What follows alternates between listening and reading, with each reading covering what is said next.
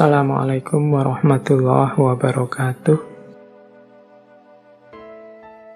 Ada beberapa wasiat dan nasihat dari Imam Syafi'i yang menurut saya penting dalam rangka berhubungan dengan manusia yang lain. Semoga yang saya pilih ini hal-hal yang relevan untuk hidup kita hari ini. Ini kan hari-hari ini kita mulai agak panas, agak sering tabrakan, konflik pikiran, apalagi di medsos itu kencengnya luar biasa. Semoga tidak meluas ke ranah real. Biarlah dunia maya saja yang rame, dunia nyata kita dunia yang damai, yang rahmatan lil alamin. Oke, ada beberapa tips dari Imam Syafi'i sehubungan dengan hal ini. Hubungan dengan manusia yang baik. Katanya Imam Syafi'i, siapa yang menginginkan husnul khotimah di penghujung umurnya, hendaklah ia berprasangka baik kepada manusia. Husnudzon. Nah, ini jadi kunci hidup tentram. Ya kalau hidup kita tentram kan husnul khotimah. Jadi kuncinya ternyata husnudzon, prasangka baik kepada orang lain. Saya tidak tahu hari ini situasi dunia kontemporer itu sering menyeret kita untuk berprasangka buruk pada orang lain. Di luar rumah kita lebih sering merasa tidak aman dan tidak nyaman dari hadirnya orang lain. Nah, ini membuat hidup kita tidak tentram. Maka katanya Imam Syafi'i, prasangka baik itu jadi kuncinya husnul khotimah. Kadang-kadang kita melihat teman kita melakukan apa gitu kan. Ya itu sebenarnya yang dia lakukan itu biasa. Tapi kan nilainya jadi positif apa negatif kadang-kadang tergantung prasangka kita. Ada temenmu tiba-tiba pagi-pagi dengan begitu rajinnya bersih-bersih kamar, bersih-bersih kos-kosan. Loh ini kan sebenarnya hakikat perbuatannya baik, tapi kadang-kadang pikiran kita itu membunyikannya secara berbeda. Orang yang perspektifnya suudzon, ya mungkin alah cari muka, alah ada pamrihnya itu, alah hati-hati saja, mungkin dia ingin ngelirik-ngelirik di kamar-kamar kita ada apa dan seterusnya. Ini namanya prasangka buruk. Bahkan tindakan yang baik sekalipun, ya kalau pikiran kita suudzon, ya kita bunyikan dia jadi jelek. Jadi suudzon itu kan menggunakan kacamata buruk, sehingga apapun akan kelihatan buruk, bahkan yang baik-baik. Ada temenmu tiba-tiba rajin ke masjid, ya engkau melihatnya ala pencitraan, alah itu tobat yang terlambat itu, alah macam-macam. Jadi begitu kacamata yang kita pakai adalah kacamata kebencian, kacamata suudzon, maka apapun yang terlihat akan berbunyi buruk dan layak kita benci. Tapi kalau kita balik, kacamata yang kita pakai adalah kacamata kasih sayang, kacamata rahmat, maka apapun yang kita lihat akan membuahkan cinta, kasih sayang, dan ketentraman. Sehingga katanya Imam Syafi'i, kalau ingin husnul khotimah, ya hidupkan lagi prasangka yang baik. Terus yang kedua, berapa banyak orang telah berbuat kebajikan kepadamu yang membuatmu terbelenggu dengannya? Dan berapa banyak orang yang memperlakukanmu dengan kasar dan ia memberi kebebasan kepadamu? Nah, ini kan kita itu seringkali baper nunggu orang berbuat baik selalu pada kita. Begitu ada orang melakukan hal yang kita tidak suka, yang kita anggap tidak baik, maka naiklah emosi kita, tersinggunglah kita. Dan kita melihat dari hal itu tidak ada manfaatnya sama sekali.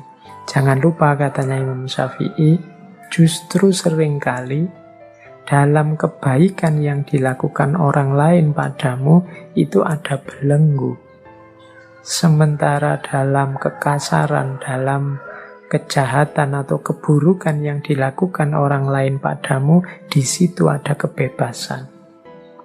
Maksudnya apa? Ya ini logikanya, kalau ada orang berbuat baik pada kita, kan detik itu juga kita dituntut juga untuk melakukan hal yang baik yang sama, untuk melakukan kebajikan yang setara. Kita tidak boleh menyakiti dia, kita tidak boleh melakukan hal-hal yang membuatnya tidak berkenan. Ini kan jenis-jenis belenggu. Akhirnya ya kita harus ngatur kata-kata, ngatur tindakan, ngatur perilaku di hadapan dia. Wong dia sudah baik kepada kita. Jadi seringkali kebaikan justru membuahkan belenggu. Sementara kepada orang yang tidak baik pada kita kan tidak merasa punya tanggung jawab juga untuk peduli padanya, untuk tanggung jawab terhadap kehidupannya dan lain sebagainya. Justru kita bebas di hadapan dia.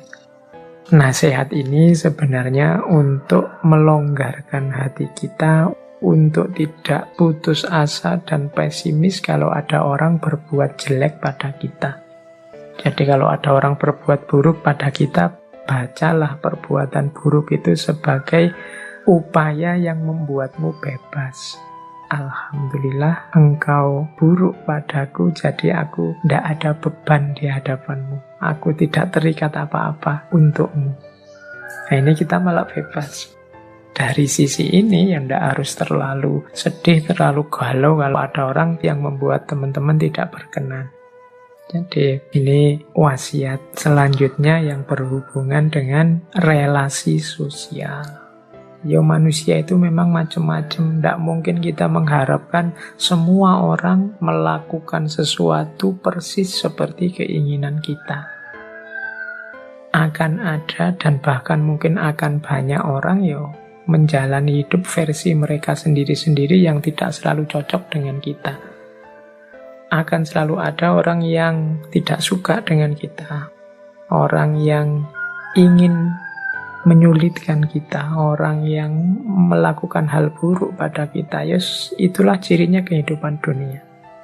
Kalau kita hanya sanggup menerima yang baik-baik saja dan tidak sanggup menerima yang buruk-buruk, maka hidup kita akan sangat berat.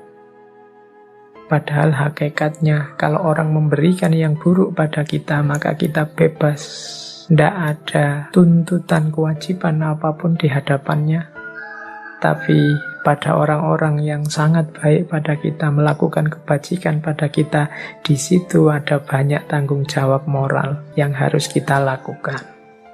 Nah, dari sisi ini maka harusnya kita tidak putus asa, harusnya kita tidak sedih kalau ada orang melakukan hal buruk pada kita. Justru mungkin terima kasih karena engkau sekarang membuatku bebas. Oke, jadi itu yang kedua. Yang pertama tadi berprasangkalah yang baik. Yang kedua, luaskan hatimu, jangan hanya mau menerima yang baik-baik, tapi juga maklumilah yang buruk-buruk, karena justru yang buruk itu seringkali memberikanmu kebebasan. Yang ketiga, sebesar-besar aib adalah engkau mengira keburukan orang lain, sedangkan keburukan itu sendiri terdapat dalam dirimu. Ini bagi Imam Syafi'i, ini mbahnya perilaku yang buruk. Manusia itu memang makhluk khotok wan nisyan, kadang-kadang terpeleset melakukan yang buruk. Tapi yang lebih buruk dari itu apa? Menganggap orang lain buruk. Padahal keburukan yang sama ada dalam dirinya sendiri. Melarang orang mencaci maki, tapi dia sendiri melakukan caci maki. Nah, ini mengira keburukan di orang lain, padahal dalam dirinya sendiri juga subur. Mencela orang lain yang tidak menepati janji, padahal dia sendiri sering tidak menepati janji. Kecewa kalau ada orang tidak tepat waktu, padahal dia sendiri sering tidak tepat waktu. Ini katanya Imam Syafi'i sebesar-besar aib. Hati-hati. Oh, ini kalau kita menasehati orang untuk tidak melakukan keburukan, padahal keburukan itu kita lakukan juga ya. Selain nasihat kita tidak akan masuk pada orang itu, kita sebenarnya juga sedang menghinakan diri kita sendiri. Jadi nasihatnya Imam Syafi'i ini adalah kita harus introspeksi sebelum mengingatkan orang lain, sebelum menegur orang lain, sebelum melaporkan orang lain. Tidakkah keburukan yang sama ada dalam diri kita atau pernah kita lakukan? Kalau memang ada, ya kita bersihkan dulu. Karena lebih penting bersih-bersih rumah sendiri daripada rumah tetangga. Kalau rumahnya sendiri kotor, ya kita tidak akan sehat. Oke, demikian juga hubungan dengan orang lain. Kalau kita berminat sekali membuat orang lain bersih, orang lain santun, orang lain berakhlak, orang lain beradab, ya pertama-tama kita introspeksi apakah kita sendiri sudah santun, sudah beradab, sudah berakhlak. Kalau sudah, ya monggo. Watawasau bil haqqi, watawasau bis sabr. Saling menasehati tentang kebenaran dengan kesabaran. Jadi ini rumus-rumus berhadapan dengan orang lain. Terus ada lagi nasihat penting dari Imam Syafi'i, yaitu terlalu keras dan menutup diri terhadap orang lain akan mendatangkan musuh. Dan terlalu terbuka juga akan mendatangkan kawan yang tidak baik. Maka posisikan dirimu di antara keduanya. Ini Imam Syafi'i menasehati kita untuk jadi orang jangan terlalu tertutup, juga jangan terlalu terbuka. Kalau kita terlalu tertutup, ya orang susah memahami kita, bahkan mungkin muncul fitnah-fitnah. Makanya Imam Syafi'i menyebut ya akan mendatangkan musuh.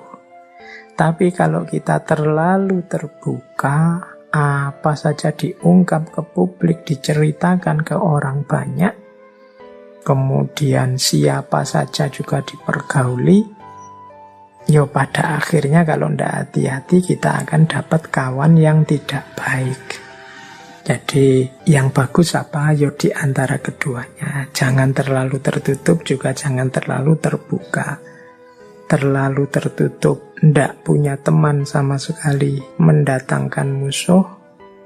Terlalu terbuka, siapa saja dijadikan teman, ya akan mendatangkan teman yang jelek juga ikut masuk. Jadi selektif. Terbuka, tapi ya tidak semua orang bisa masuk. Kita sendiri yang milih, yang menyeleksi. Baik, saya akhiri sekian. Kurang lebihnya mohon maaf. Wallahul muwafiq, wallahu a'lam bishawab. Wassalamualaikum warahmatullahi wabarakatuh.